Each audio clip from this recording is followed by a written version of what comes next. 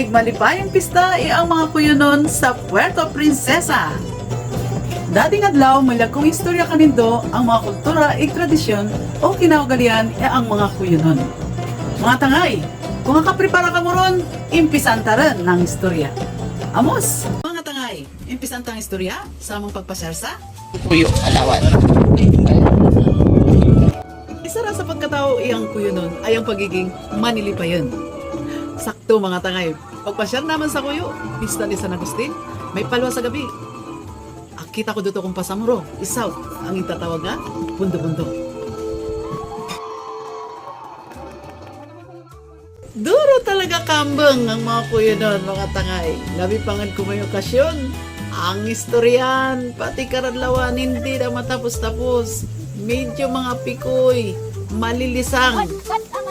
Bato, di ba? Amos, pamatyanta. Asang bitok? Lagi pare.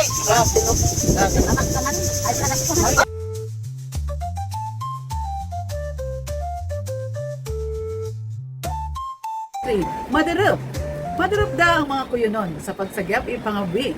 Pagtanami lato, pagpakinas, pagpangawil, paguma, pagpangupoy ang bungang kahoy, pariyong mangga, kasoy, nyug, igpagsanggap, iang tuba.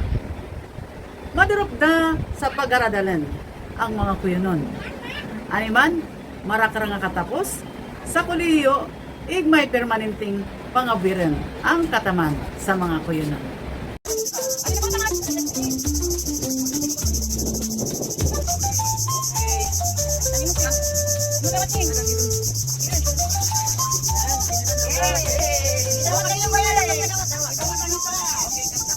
Kawil lamang.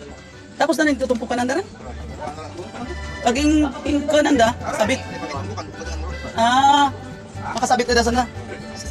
Okay, salamat po.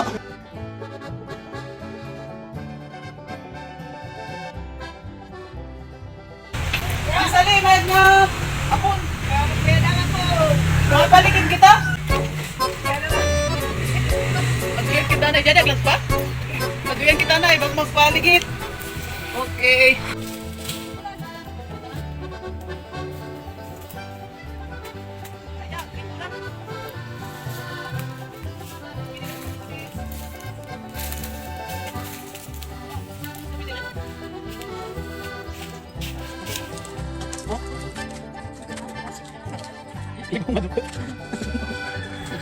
Lagi mga tangay, ang unang timpo, ang tanging gagamit sa tinang barutangan ng tuba, tunggan.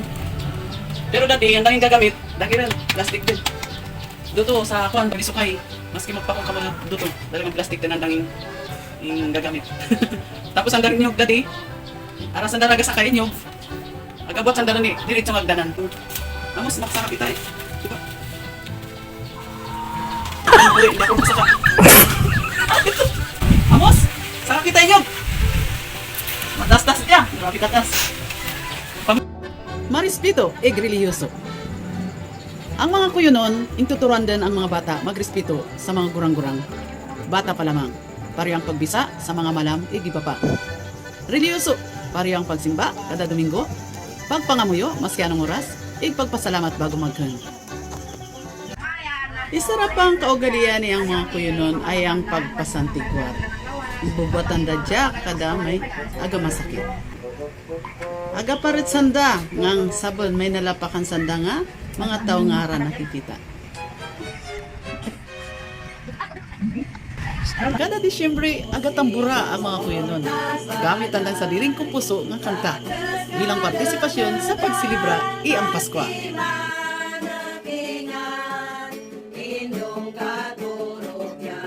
Pira lamang dan sa kultura, tradisyon, kinaugalian ang mga kuyunon.